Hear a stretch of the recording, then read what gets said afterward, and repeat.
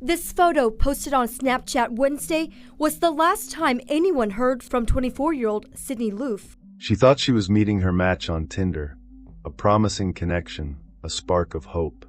Sydney Loofe was young, vibrant, and looking for companionship in Lincoln, Nebraska. But on November 15, 2017, what began as a simple second date became the beginning of an unimaginable nightmare. That night, Sydney would vanish without a trace. Her last known act was posting a smiling selfie on Snapchat with the caption, "Ready for my date." Hours later, her phone would go silent, and she would never return home. Over the next few weeks, her friends and family would search desperately for answers, only to uncover the horrifying truth. Sydney had fallen into the hands of two predators, Bailey Boswell and Aubrey Trail, a couple whose actions would reveal a shocking level of cruelty and calculation. How does a casual meeting on a dating app lead to dismemberment and murder? What drove two individuals to commit such a heinous act? And how did investigators piece together the horrifying events of that night? This is the story of Sydney Loofe, her life, her tragic death, and the justice or injustice that followed. Let's find out together. What really happened on that cold November night?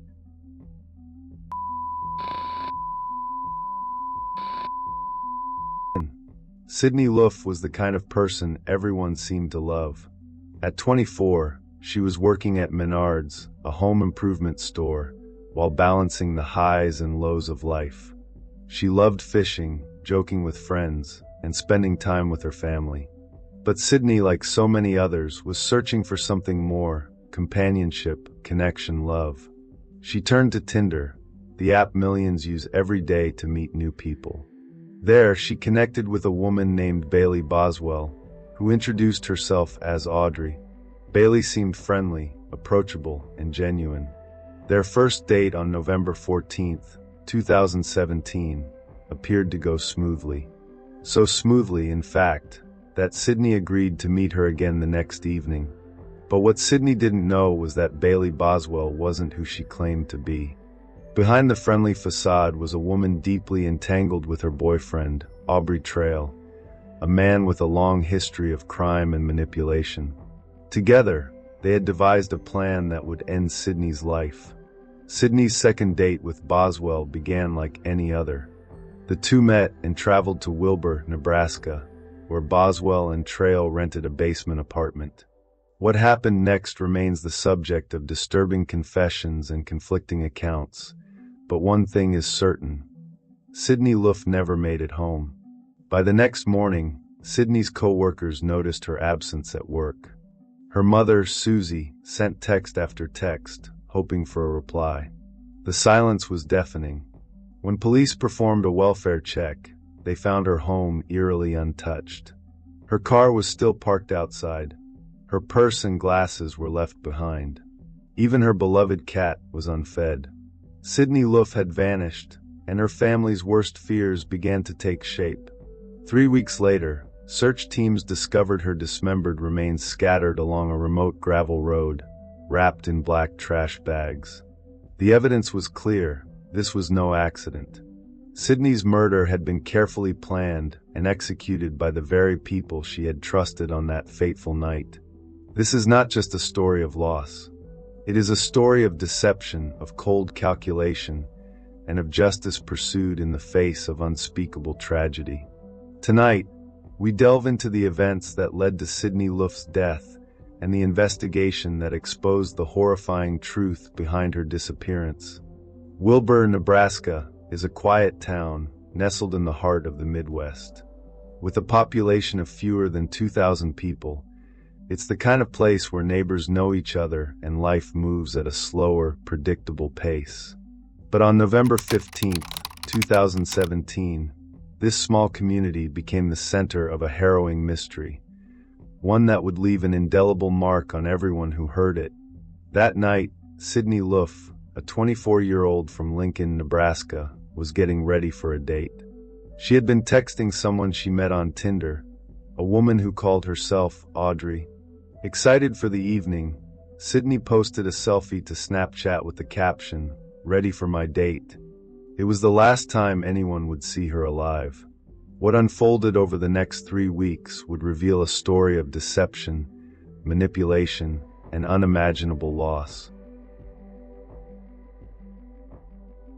Sydney Irene Loofe was born on August 21, 1993, in Broken Bow, Nebraska. The daughter of George and Susie Loofe, she grew up in Arcadia before her family moved to Nebraska around the year 2000. Sydney was a bright and caring young woman, known for her kindness and her ability to bring humor to even the most difficult situations. She had a knack for fishing, often out on the water with her father, and she enjoyed playing basketball and golf in school. However, Sydney's life was not without challenges. As a teenager, she developed scoliosis, a condition that limited her ability to participate in sports. She also struggled with anxiety and major depression, battles she faced with quiet determination. Just days before her disappearance, Sydney confided in her parents about her mental health struggles, prompting them to help her schedule a doctor's appointment to discuss treatment. It was a step toward healing, and her family hoped it marked a turning point. Sydney graduated from Oakdale High School in 2011 and later moved to Lincoln, where she found work at a Menards home improvement store. Her colleagues described her as hardworking and dependable, someone who was always ready to lend a helping hand. But like many young adults, Sydney was also searching for connection, a spark that would lead her to Tinder and, ultimately, to her fateful encounter with Bailey Boswell. Bailey Marie Boswell entered Sydney's life under the guise of a new friend, someone with whom she could share a night of companionship. But Bailey's story was far more complex than the carefree image she presented online. Born and raised in Leon, Iowa, Boswell had once been a promising student and athlete, excelling in basketball and earning a college scholarship. However, after high school, her life took a darker turn. Substance abuse and a series of abusive relationships led her down a path of instability. By 2017, she was living in Wilbur, Nebraska, alongside her boyfriend, Aubrey Trail. Aubrey Clifton Trail was a man with a deeply troubled past. Born into a chaotic home, Trail endured physical abuse as a child and spent much of his adolescence in foster care and juvenile facilities. By his teenage years, he had already turned to crime, serving time for armed robbery. Over the years, Trail developed a reputation for manipulation and deceit, engaging in schemes ranging from forgery to fraud. When he met Bailey Boswell on the now-defunct site Backpage, their relationship quickly became one of control and criminal partnership. Together, Boswell and Trail led a life far removed from the quiet Midwestern backdrop of Wilbur. They had a history of luring vulnerable individuals into their orbit, using charm and deception to manipulate their victims. By the time they connected with Sydney Loofe on Tinder, their pattern of behavior had escalated into something far more sinister. Boswell, using the alias Audrey, presented herself as approachable and trustworthy, a facade designed to disarm her victims. Trail, meanwhile, stayed in the shadows, orchestrating their plans from behind the scenes. Sydney's date with Boswell on November 14th seemed harmless. The two drove around Lincoln, talking and smoking cannabis. Sydney, ever trusting, agreed to meet Boswell again the following night. But what Sydney didn't know was that the basement apartment in Wilbur, where Boswell and Trail lived, had already become the setting for meticulous planning, a plan that would end in her death. November 15, 2017, was supposed to be an ordinary day for Sydney Loofe. Instead, it marked the beginning of a tragedy that would send shockwaves through Nebraska and beyond. The events that followed would expose the darkest corners of human behavior and raise questions about trust, vulnerability, and justice. On the evening of November 14, 2017, Sydney Loofe was excited. She had met someone on Tinder, someone she felt a connection with. Bailey Boswell, going by the name Audrey, was friendly and engaging, and their conversations had been easy. That night, the two met for the first time. They drove around Lincoln, Nebraska, talking and smoking cannabis. Nothing about the evening raised alarm for Sydney, and she returned home feeling comfortable enough to agree to a second date. She had no idea that this seemingly ordinary decision would lead her into the hands of two people with a deadly plan.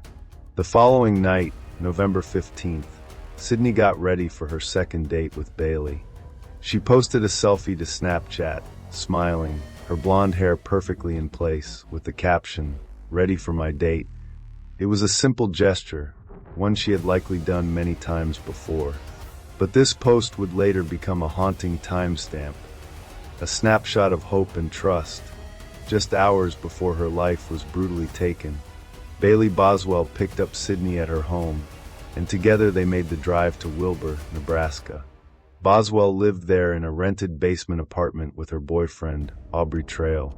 Unbeknownst to Sydney, Trail had been a part of their plan from the start. Cell tower data would later reveal their movements that evening. Phones traveling from Sydney's home to Wilbur, where her phone last pinged at 8:32 p.m.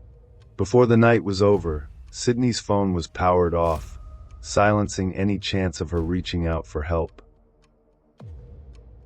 By the next morning, Sydney's absence became impossible to ignore. She failed to show up for her shift at Menards, where she was known for her punctuality and reliability. Her co-workers grew concerned, and soon her mother, Sydney Loofe, began calling and texting, hoping for a response. The silence was deafening. Sydney was the kind of person who always stayed in touch, so when hours turned into a full day without contact, her family's worry turned to fear. Susie filed a missing persons report, and the search for Sydney began.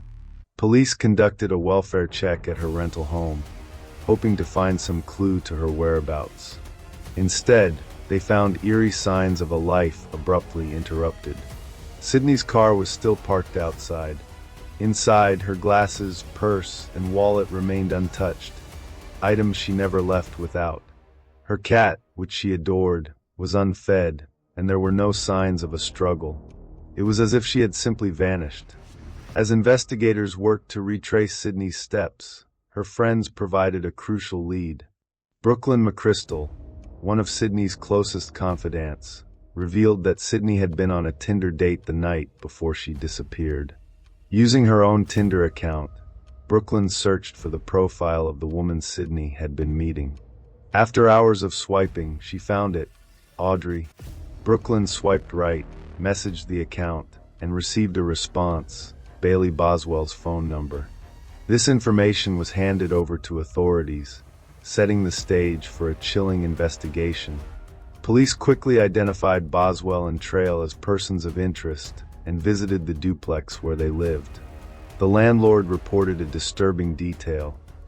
A strong smell of bleach had been emanating from the basement for days, so overpowering that it caused one of the landlord's family members to vomit and develop hives. The couple had also been running air conditioners in the basement, despite the cold November weather. When officers performed a welfare check, they found nothing overtly suspicious. But the smell of bleach lingered, an unsettling reminder of what might have taken place there. Weeks passed with no sign of Sydney. Her family and friends held on to hope, but the grim reality of her disappearance became harder to ignore. Then, on December 4th, 2017, search teams made a horrifying discovery. Sydney's dismembered remains were found along a remote gravel road near Edgar, Nebraska, about an hour west of Wilbur. Her body had been carefully dismembered, with each part wrapped in black plastic trash bags and scattered in ditches and fields. Among the items recovered were clothing, sex toys, and pieces of electric wire, which Aubrey Trail would later admit to using in her death. One detail stood out. A portion of Sydney's upper arm was never recovered, leaving investigators to wonder if it had been deliberately hidden, or worse. The condition of Sydney's remains made it clear that her death had been anything but an accident. Forensic analysis revealed traces of her blood on a rubber glove and a pair of pants found near the crime scene. While the quality of latent prints on other items was poor, the evidence was mounting. Surveillance footage from multiple stores showed Boswell and Trail purchasing bleach, saws, trash bags, and other items in the days leading up to Sydney's disappearance. Cell tower data confirmed their presence at key locations tied to the crime. Slowly, a timeline of events began to take shape. Sydney Loofe's murder was not a crime of passion or a random act of violence. It was a calculated, deliberate act carried out by two people who had meticulously planned every step. The discovery of her remains brought devastating confirmation to her family and cast a dark shadow over the small towns of Lincoln and Wilbur. But for investigators, this was only the beginning. The evidence would now have to speak for Sydney, uncovering the truth of what happened on that November night. The search for Sydney Loofe began as a race against time. With each passing day, her family and friends held on to hope, but the absence of any communication from Sydney was alarming. Investigators, driven by urgency, followed every lead, peeling back layers of deception that would eventually expose a harrowing truth. This was no simple disappearance. It was a carefully orchestrated act that required methodical detective work to uncover. From the moment Sydney was reported missing, her closest friends were determined to help. Brooklyn McChrystal, one of Sydney's confidants, remembered Sydney's excitement about her Tinder date with a woman named Aubrey. When Sydney failed to return home, Brooklyn turned to Tinder herself, painstakingly swiping through profiles until she found the match. The profile of Aubrey revealed the alias of Bailey Boswell, who had been Sydney's date that night. Brooklyn messaged the account, receiving a response that provided Boswell's phone number, a crucial clue handed over to police. This breakthrough gave investigators a starting point, but what they would uncover next would take the case in a darker direction. The digital trail left by Boswell and her boyfriend, Aubrey Trail, painted a chilling picture. Cell tower records showed their phones traveling from Lincoln, where Sydney lived, to Wilbur, where they rented a basement apartment. Sydney's phone, which had been active until 8:32 p.m. on the night of her second date, went silent in the same area. It was a breadcrumb trail leading investigators straight to Boswell and Trail's residence. When police arrived at the duplex in Wilbur, the landlord immediately provided a troubling account. A strong bleach odor had been wafting from the basement for days, so overpowering that it caused a family member to vomit and break out in hives. Compounding the strangeness, the couple had been running air conditioners despite the cold November weather. These details suggested an attempt to mask or remove evidence. The police conducted a welfare check, entering the apartment, but found no immediate signs of foul play. Still, the smell of bleach lingered, a quiet, haunting presence in an otherwise spotless space. The investigation soon focused on the behaviors and actions of Bailey Boswell and Aubrey Trail in the days leading up to Sydney's disappearance. Surveillance footage from multiple stores revealed a damning timeline. On November 14th, the couple was seen checking into a Best Western hotel near Sydney's workplace. The next day, they shopped for items that would later become crucial evidence: a hacksaw, wire snips, drop cloths, bleach, and 30-gallon trash bags. Receipts and store videos tied them directly to these purchases, establishing premeditation. Cell tower data corroborated their movements. After leaving Sydney's home on November 15th, Boswell and Trail's phones traveled to Wilbur, placing them at the apartment where Sydney was last seen alive. In the following days, their phones pinged near rural areas where Sydney's remains were eventually discovered. The digital footprint, combined with physical evidence, created an inescapable narrative. Investigators also found blood traces on a rubber glove and a pair of pants linked to the suspects. Although some items, including the hacksaw, were never recovered, enough evidence was pieced together to present a horrifying conclusion. Sydney's murder had been meticulously planned and executed. Aubrey Trail, aware of the growing evidence against him, began offering a series of confessions, each one more contradictory than the last. Initially, he claimed sole responsibility for Sydney's death, describing it as an accident during a consensual sexual encounter involving choking. But as pressure mounted, his stories evolved. In one account, he claimed Sydney's death was part of a premeditated plan to create snuff films for wealthy clients. He alleged that these videos, which depicted acts of torture and murder, were highly profitable, and that Sydney had been a victim of this gruesome enterprise. Trail's credibility came into question when investigators discovered letters he had written to Boswell while in custody. Encoded with ciphers, the letters instructed her on how to testify, urging her to shift blame entirely onto him. These letters, later decoded by the FBI, revealed a pattern of manipulation. In one, Trail claimed that Sydney's death had been accidental, but admitted to disposing of her body to avoid legal consequences. His shifting narratives and coercive tactics only deepened the mystery while cementing his role in the crime. On December 4, 2017, nearly 3 weeks after Sydney's disappearance, search teams made a gruesome discovery. Her dismembered remains were found scattered along a gravel road near Edgar, Nebraska, wrapped in black trash bags. Among the items recovered were clothing, sex toys, and pieces of electric wire, which Trail later admitted to using in her death. The dismemberment, investigators concluded, was an attempt to make her remains harder to identify and locate. One chilling detail stood out. Part of Sydney's upper arm was never found, raising questions about whether it had been deliberately hidden or destroyed. Forensic experts confirmed that the condition of her remains indicated a deliberate and violent act, reinforcing the prosecution's case of premeditated murder. As evidence mounted against them, Boswell and Trail took an unusual step. They released a Facebook livestream to proclaim their innocence.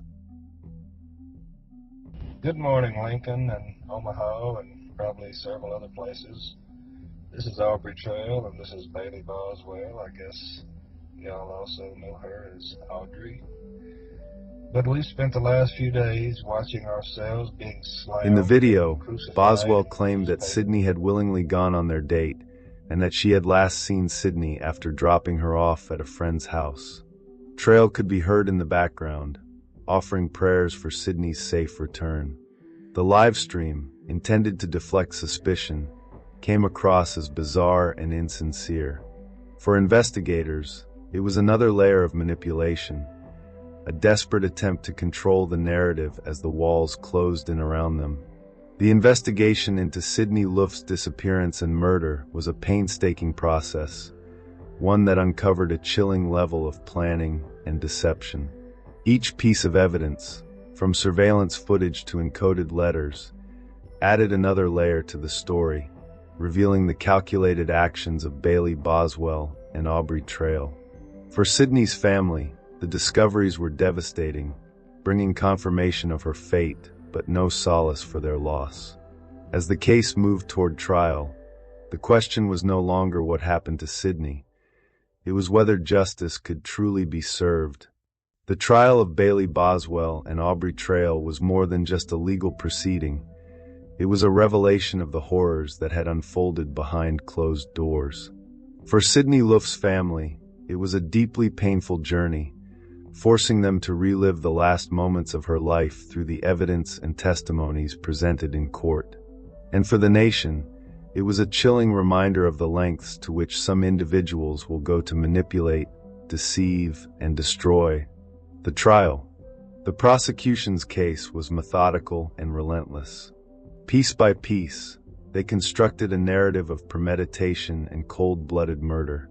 Surveillance footage showed Boswell and Trail purchasing bleach, trash bags, saws, and other tools in the days leading up to Sydney's disappearance. These seemingly mundane transactions became damning evidence, linking the couple directly to the crime. Receipts, time-stamped and matched to the items found near Sydney's remains, painted a picture of deliberate planning. Cell tower data further corroborated their movements, tracking them from Sydney's home to Wilbur, and then to the remote areas where her body was eventually found. Forensic experts presented critical details about the condition of Sydney's remains. The dismemberment, they explained, was done with precision, likely using tools purchased by the suspects. Traces of Sydney's blood were found on a rubber glove and a pair of pants, and pieces of electric wire were recovered near her remains, wire that Trail later admitted to using in her murder. Each piece of evidence was another nail in the coffin of the defense's case. But the most disturbing testimonies came from witnesses who described the couple's behavior in the days surrounding Sydney's murder. Hotel clerks recalled Boswell and Trail checking in, appearing calm and composed despite the horrific acts they had committed. Other witnesses testified about the overwhelming bleach odor emanating from their basement apartment, a detail that suggested a hasty cleanup effort. And then there were the three women who took the stand to recount chilling conversations with Trail. According to their testimonies, Trail had spoken openly about his desire to record acts of torture and murder for profit, detailing plans to sell these recordings as snuff films. While Trail would later deny these allegations, the witnesses' accounts added a layer of depravity to an already horrifying case. The defense, in contrast, painted a drastically different picture. Trail's attorneys claimed that Sydney's death was the result of a consensual sexual encounter that went tragically wrong. They argued that Trail and Boswell were deeply flawed individuals with traumatic pasts. Trail, a man shaped by years of abuse and neglect, and Boswell, a woman manipulated and controlled by a much older partner. But these arguments struggled to gain traction in the face of overwhelming evidence. The prosecution countered by highlighting the meticulous planning, the inconsistencies in Trail's confessions, and the sheer brutality of the crime. As the trial wore on, the courtroom atmosphere grew increasingly tense. Then, in a dramatic and chaotic moment, Aubrey Trail made a shocking outburst. Rising from his wheelchair, Trail shouted obscenities at the court, proclaiming Bailey Boswell's innocence and cursing the prosecution. Before anyone could react, he pulled a sharp object, believed to be a razor blade, and slashed his own throat. Blood poured from the wound as Trail collapsed to the floor, prompting panic among those present. He was rushed to the hospital, where he was treated for his injuries and later returned to face the court. Trail's outburst, while shocking, did little to sway the jury. Instead, it reinforced the prosecution's depiction of him as volatile and manipulative. The trial resumed, and the focus returned to the evidence at hand. But for those in the courtroom that day, the memory of Trail's self-inflicted injury would remain a stark reminder of the chaos and violence he brought to every aspect of the case. After weeks of testimony and evidence, the jury reached its decision. Aubrey Trail was found guilty of first-degree murder, conspiracy to commit murder, and improper disposal of human remains. Judge Vicki Johnson, delivering the panel's unanimous decision, described his actions as exhibiting exceptional depravity. She noted the meticulous planning, the lack of remorse, and the sheer brutality of the crime. For these reasons, Trail was sentenced to death, making him the 12th inmate on Nebraska's death row. Bailey Boswell's sentencing came months later, and it was no less significant. The prosecution sought the death penalty, arguing that Boswell was an active participant in the murder. However, the three-judge panel was divided. While two judges supported the death penalty, the third argued that Boswell's role, while heinous, did not meet the legal threshold for execution. With a unanimous decision required for a death sentence, Boswell was instead sentenced to life in prison without the possibility of parole. For Sydney Loofe's family, the verdicts brought a measure of justice but no solace. They sat through every day of the trial, listening to the harrowing details of their daughter's final moments. After the sentencing, they spoke publicly about their gratitude to law enforcement and prosecutors, but they also expressed the immense pain of knowing Sydney's life had been stolen so violently. Sydney's memorial services were a testament to the impact she had on those who knew her. Friends and family gathered to celebrate her life, sharing stories of her humor, kindness, and resilience. The family's Facebook page, originally created to aid in the search for Sydney, was transformed into a space for remembrance. Renamed Celebrating Sydney Loofe, the page became a platform for advocacy and a tribute to Sydney's memory. The case also left a lasting mark on the community. In the small towns of Wilbur and Lincoln, residents struggled to reconcile the violence that had taken place in their midst. For those involved in the investigation and trial, the memories of the crime scene, the evidence, and the courtroom drama would remain with them for years to come. The trial of Aubrey Trail and Bailey Boswell marked the conclusion of a case that shocked and horrified the nation. It revealed the depths of human cruelty and the lengths to which two individuals went to satisfy their twisted desires. While the verdicts provided some closure, the pain of Sydney's loss continues to ripple through the lives of those who loved her. Her story serves as a haunting reminder of the dangers that can hide behind seemingly ordinary interactions, and of the importance of seeking justice, even in the face of unimaginable tragedy.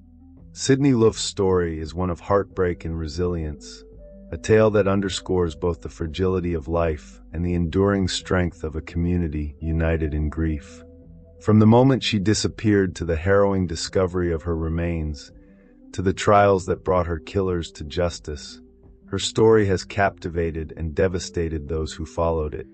Yet, amidst the pain and loss, Sydney's legacy has become a beacon of hope and remembrance.